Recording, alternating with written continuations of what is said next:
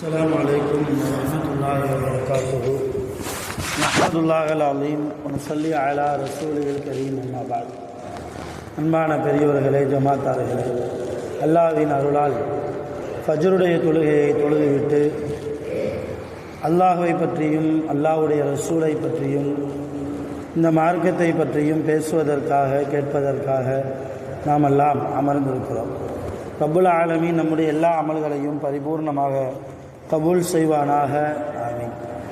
அல்லாஹ் தஆலா இன்றைய நாளை ஹைர் பரக்கத்துகள் நிறைந்த நாளாக, கெட்ட முடிவுகளை விட்டும் முசீபத்துகளை விட்டும் உலகத்தின் ஆபத்துகள் அல்லாஹ்வின் படைப்புகளின் தீங்குகளை விட்டும் பாதுகாப்பு பெற்ற நாளாக அல்லாஹ் இந்த நாளை நமக்கு அமைத்து தருவானாக, ஆமீன். அருமையானவர்களே, ஃபஜ்ருடைய தொழுகையை தொழுவதால் நபி ஸல்லல்லாஹு அலைஹி வஸல்லம் அவர்கள் சில நன்மைகளை சொல்லியிருக்கிறார்கள். ஃபஜ்ருடைய தொழுகை லுகர், அசர், மக்ரிப், இஷா போன்ற 5 நேர தொழுகைக்கும் ஒவ்வொரு தொழுகைக்கும் ஒவ்வொரு விதமான பலன்கள் நமக்கு கிடைக்கிறது. இஷா தொழுகையை யார் இமாம் ஜமாத்தோடு தொழுவாரோ அவர் அந்த இரவு பாதி இரவு நின்று வணங்கிய நன்மை அவருக்கு கிடைக்கும். இஷா தொழுகையை தொழுதார். மறுநாள் ஃபஜ்ரும் அவர் தொழுதுவிட்டால் மீதி இரவு நின்று வணங்கிய நன்மை அவருக்கு கிடைக்கிறது. இப்போ ஒரு நாளைக்கு ஒரு அடியார் இஷாவையும் ஃபஜ்ரையும் தொழுதுவிட்டால் இமாம் ஜமாத்தோடு அந்த இரவு முழுக்க நின்று வணங்கிய நன்மையை அல்லாஹ் அடியார்களுக்கு வழங்குகிறான். இப்போ இந்த மார்க்கம் அல்லாஹ் தஆலா அடியார்களுக்கு நன்மைகளை வாரி வாரி வழங்குவதில் தாராளமானவனாக இருக்கிறார். அதிகமாக வாரி வாரி வழங்குகிறார். அல்லாஹ் நன்மைகளை வழங்குவதில் கஞ்சத்தனம் பார்ப்பதில்லை. எப்படியாவது சின்ன அமல் செய்தாலும் நிறைய கூலிகளை அல்லாஹ் நமக்கு தந்து கொண்டு தான் இருக்கிறார். அதே போன்று ரசூலுல்லாஹி ஸல்லல்லாஹு அலைஹி வஸல்லம் அவர்கள் சொல்வார்கள், யார் ஃபஜ்ருடைய தொழுகையை தொழுவார்களோ அன்று நாள் முழுவதும் அல்லாஹ்வுடைய பாதுகாப்பில் அவர் இருக்கிறார். அல்லாஹ்வுடைய பாதுகாப்பு. உலகத்தில் யாருடைய பாதுகாப்பு நமக்கு வேணுமோ வேணாமோ தெரியாது. படைத்த ரப்புல் ஆலமீனுடைய பாதுகாப்பு நமக்கு இருந்து விட்டால் வேற என்ன கவலை நமக்கு? இப்போ அல்லாஹ்வுடைய பாதுகாப்பு உங்களுக்கு வேண்டுமா? ஃபஜ்ரை தொழுகுங்கள். ரசூலுல்லாஹி ஸல்லல்லாஹு அலைஹி வஸல்லம் அவர்கள் கூறிய ஹதீஸ். அதே போன்று ரசூலுல்லாஹி ஸல்லல்லாஹு அலைஹி வஸல்லம் அவர்களுடைய ஃபஜ்ர் சம்பந்தமாக வரக்கூடிய ஹதீஸுகளில் இருந்து இமாம்கள் ஆய்வு செய்து நமக்கு எழுதுகிற போது எப்படி எழுதுகிறார்கள் என்றால், யார் ஃபஜ்ருடைய தொழுகையை தொழுவார்களோ அன்றைய நாள் அவருக்கு முசீபத்தாக இருக்காது. முசீபத்தாக இருக்காது. அதை மீறியும் ஏதாவது ஒரு முசீபத், ஏதாவது ஒரு சோதனை அவருக்கு வருகிறது என்றால் அல்லாஹ் அவருக்கு நிறைய நன்மைகளை கொடுக்க தயாராக இருக்கிறான். அந்த முசீபத்தை நம்ம புரிஞ்சுக்கணும். என்ன ஹஸ்ரத், ஃபஜ்ர் தொழுதா முசீபத்தே இல்லைன்னு பயான் பேசுறீங்க, ஆனால் நான் டெய்லி ஃபஜ்ர் தொழுகிறேன், ஏதாவது ஒரு ரீதியில் ஏதாவது ஒரு மன கஷ்டம், ஒரு மனக்கவலை, ஏதாவது ஒரு முசீபத் யார் மூலியமாவது எனக்கு வந்துக்கிட்டே தானே இருக்குது. இப்போ இதுக்கு என்ன செய்யறது அப்படின்னா, அந்த முசீபத் அல்லாஹ் விரும்பி தருகிறான். அல்லாஹ் நம்மை சோதிப்பதற்கு தருகிறான். சொர்க்கம் ஈஸியாக கிடைச்சிடாது. இந்த முசீபத்தின் போது அவன் பொறுமையாக இருக்கிறானா, என்னை திருப்தி கொண்டு இருக்கிறானா என்பதை பார்த்து அந்த நேரத்தில் நாம் பொறுமையாகவும் அல்லாஹ்வை திருப்தி அடைந்து இருந்தால் இதனுடைய பலன் நாளை நமக்கு கபரில் கிடைக்கும், நாளை கியாமத்தில் நமக்கு கிடைக்கும். அப்போ ஒரு ஃபஜ்ரிலேயே இவ்வளவு நன்மை இருக்குது. ஹாஃபிது அல ஸலாத்தி, அல்லாஹ் குர்ஆன்ல 2வது ஜுஸ்ல சொல்றான், ஹாஃபிது அல ஸலாத்தி வஸ்ஸலாத்தில் உஸ்தா, நீங்கள் நடுத்தொழுகையை பாதுகாத்து கொள்ளுங்கள், நடுத்தொழுகையை பேணி தொழுது கொள்ளுங்கள். அதென்ன நடுத்தொழுகை? இந்த ஆயத்திற்கு விளக்கம் எழுதக்கூடிய முஃபஸ்ஸிரீன்கள், இமாம்கள், நடுத்தொழுகைனா என்ன தொழுகை? அசர் தொழுகை என்று எழுதுகிறார்கள். ஃபஜ்ரு, லுகர், மக்ரிப், இஷா நடுவில் இருக்கிறது அசர். இந்த அசர் தொழுகை நீங்கள் பேணி பாதுகாருங்கள் அல்லாஹ் சொல்கிறார். இப்போ அல்லாஹ் சொன்ன ஒரு தொழுகையை பேணி பாதுகாத்தால் எவ்வளவு தூரம் நன்மை.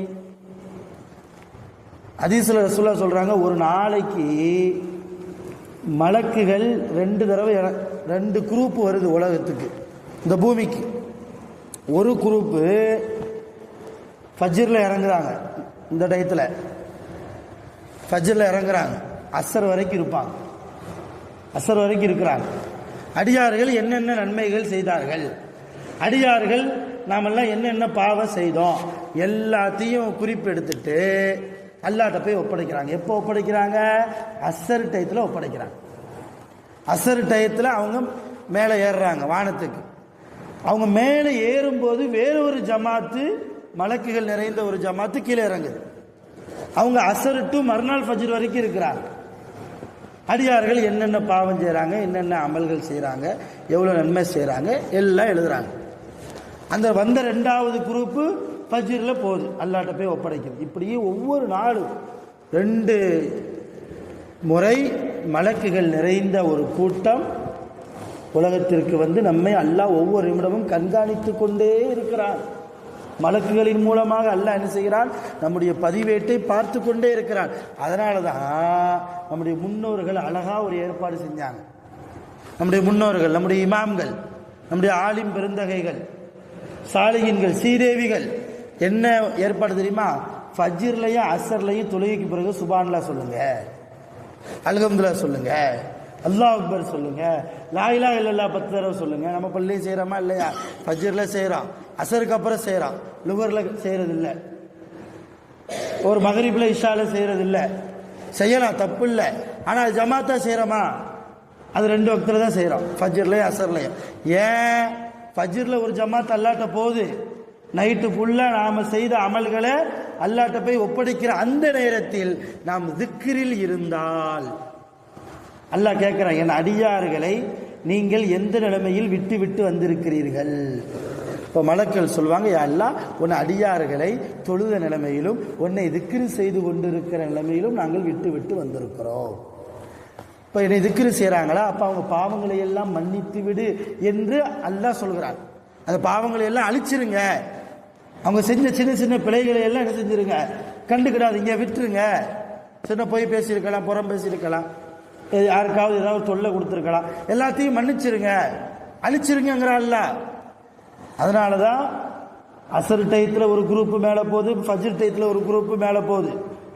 அப்போ அந்த நேரத்தில் நாம் திக்ரில் இருக்க வேண்டும். அதன் மூலமாகவாவது அல்லாஹ் நம்முடைய பாவங்களை மன்னிக்க வேண்டுமே என்கிற ஒரு உயர்ந்த எண்ணத்தில் தான் நம்முடைய முன்னோர்கள், நம்முடைய இமாம்கள் ஃபஜ்ருக்கு பின்னாலும் அசருக்கு பின்னாலும் திக்ர் கொஞ்சம் நேரம் செய்யுங்க. சுப்ஹானல்லாஹ் 33 தடவை, அல்ஹம்துலில்லாஹ், அல்லாஹ் அக்பர் 34 தடவை, இதெல்லாம் செய்யுங்க.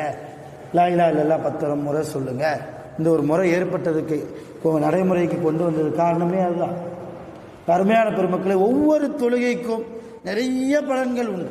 எந்த காலத்திலும் என்ன செஞ்சிடக்கூடாது, தொழுகையை மிஸ் பண்ணிடக்கூடாது, தொழுகையை மிஸ் பண்ணிடக்கூடாது. இல்லா பில்லா அல்லாஹ் நாடுனா சில பேருக்கு மிஸ் ஆயிரும். சில இயற்கை உபாதையங்கள் வரலாம், உடம்பு சரியில்லாமல் ஆயிரலாம். அப்போ கூட சாலிஹீன்கள் வீட்டில் இருந்தபடி தொழுவார்கள். ஒரு வக்து மிஸ் ஆயிருச்சுன்னு வைங்க, ஒரு ஃபஜ்ரோ அல்லது ஒரு லுகரோ ஒரு தப்பி போயிருச்சுன்னா, ஆகா இன்னைக்கு எனக்கு ஃபஜ்ர் மிஸ் ஆயிருச்சே என்று வருத்தம் நம்முடைய மனசில் வந்தால் கொஞ்சம் தக்குவா இருக்குன்னு அர்த்தம். நம்ம மனசில் என்ன இருக்கு, உள்ளத்தில் கொஞ்சத்துக்கு கொஞ்சமாவது தக்குவாவை அல்லாஹ் வச்சிருக்கான்னு அர்த்தம்.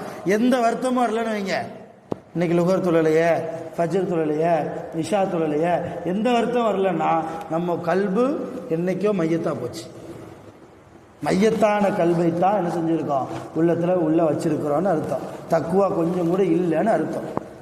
ஆக நம்முடைய உள்ளம் உயிருள்ள உள்ளமாக இருக்க வேண்டுமே தவிர மையத்தான உள்ளமாக நாம் ஆக்கிவிடக்கூடாது. ரசூலுல்லாஹ் சொன்னாங்க, ஒரு ஆள் இப்போ ஃபஜ்ர் தொழுதுருக்கோம் இல்லையா, இந்த ஃபஜ்ருக்கும் லுகருக்கும் மத்தியில் சில மணி நேரங்கள் இருக்குது. இந்த சில மணி நேரங்களில் நம்மை அறியாமலேயே சில பாவங்கள் ஏற்படலாம். ஒரு அந்நிய பெண்ணை பார்த்துடலாம், சில பொய்கள் பேசிடலாம், சில பேரை பற்றி புறம் பேசிடலாம். இதெல்லாம் சின்ன சின்ன பாவங்கள். இந்த பாவத்தை லுகர் தொழுதுட்டா அல்லாஹ் மன்னிக்கிறான். அதே மாதிரி லுகருக்கும் அசருக்கும் இடைப்பட்ட நேரத்தில் நாம் செய்யக்கூடிய சிறிய சிறிய தவறுகளை அசரை தொழுதுட்டா அல்லாஹ் மன்னிக்கிறான். அது மாதிரி அசர் டு மக்ரிப், மக்ரிப் டு இஷா, அந்த இடைப்பட்ட நேரங்களில் இருக்கக்கூடிய அந்த நேரங்களில் நாம் செய்யக்கூடிய சிறிய சிறிய பாவங்களை அடுத்த வக்து நேர தொழுகையின் போது அல்லாஹ் மன்னிக்கிறான், தொழுதுட்டான். அது மாதிரி இஷாலிருந்து மறுநாள் ஃபஜ்ர் வரைக்கும் இரவு நேரத்தில் ஏதாவது பாவம் செஞ்சுருப்போம், இரவு நேரத்தில் ஏதாவது பாவம் செஞ்சுருப்போம், ஃபஜ்ர் தொழுதுட்டா அல்லாஹ் மன்னிக்கிறான். இப்படியே 5 வக்து தொழுகை நம்ம தொழுதுட்டா நம்ம கணக்கில் ஏதாவது பாவம் ஏதாவது இருக்குமா, தீமை ஏதாவது இருக்குமா? எல்லாத்தையும் தான் அல்லாஹ் அடுத்தடுத்த வக்திலேயே மன்னிக்கிறானே. எல்லா பாவங்களையும் அல்லாஹ் மலக்கள் மூலமா அடுத்தடுத்த வக்தில் அழிச்சுக்கிட்டே இருக்கிறானே. அப்போ எப்படி நம்மள்ட்ட பாவங்கள் இருக்கும், தீமைகள் இருக்கும்? அதனால தான் ரசூலுல்லாஹ் சொன்னாங்க, ஒரு நாளைக்கு 5 தடவை முங்கி குளிச்சா எப்படி உடம்புல அழுக்கு இருக்காதோ அதே மாதிரி ஒரு நாளைக்கு 5 நேர தொழுகையை தொழுதா உங்கள்கிட்ட பாவங்கள் இருக்காது. அருமையான பெருமக்களை, எந்த சூழ்நிலையிலும் அல்லாவை பயப்படுறதை மறக்கக்கூடாது, அல்லாவுடைய சிந்தனையை மறக்கக்கூடாது, அல்லாவுக்கு செய்ய வேண்டிய கடமை இந்த தொழுகை, இதை நாம மறக்கக்கூடாது. இது நம்முடைய கடமை, நமக்கு அல்லாஹ் போட்ட கட்டளை இது. சாதாரணமாக நம்ம குடும்பத்தில் நம்ம மனைவி நம்ம பேச்சை கேட்கல அல்லது நம்ம பிள்ளைங்க நம்ம பேச்சை கேட்கல, கோபம் வரும், திட்டுறோம், அடிக்கிறோம். ஆனால் நம்ம எல்லாம் படைச்ச ரப்புல் ஆலமீன் நமக்கு கட்டளை போடுறான், தொழுவுங்கன்னு கட்டளை போடுறான், நல்ல குணத்தோடு வாழுங்கள் என்று கட்டளை போடுறான், சீதேவிகளாக என்னிடத்தில் திரும்ப வாருங்கள் என்று அல்லாஹ் கட்டளை போட்டிருக்கிறான். நல்ல குணம் உங்கள்கிட்ட வேணும், அஹ்லாக்கு வேணும், யாருக்கும் தீமை நினைக்காதீங்க, கெட்டது நினைக்காதீங்க. அல்லாஹ் கட்டளை போடுறான், அவன் கட்டளையை நம்ம செய்கிறோமா? அப்போ அல்லாவுக்கு எவ்வளோ கோபம் வரும்? அவன் கோபத்தை நம்மளால் தாங்கிக் கொள்ள முடியுமா?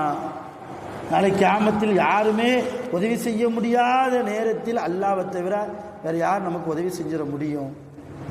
இந்த சிந்தனையோடு நம்ம என்ன செய்யணும்? உலகத்தில் வாழ வேண்டும். அல்லாஹ் இந்த சிந்தனை நமக்கு இருந்துட்டாலே நமக்கு தேவையான ரிஸ்கெல்லாம் அவன் பொறுப்பெடுத்துக் கொள்வான், அவன் கொண்டு வருவான். கடையை திறந்து வைக்கிறதா நம்ம வேலை, கஸ்டமரை அனுப்புறது அல்லாவுடைய வேலை.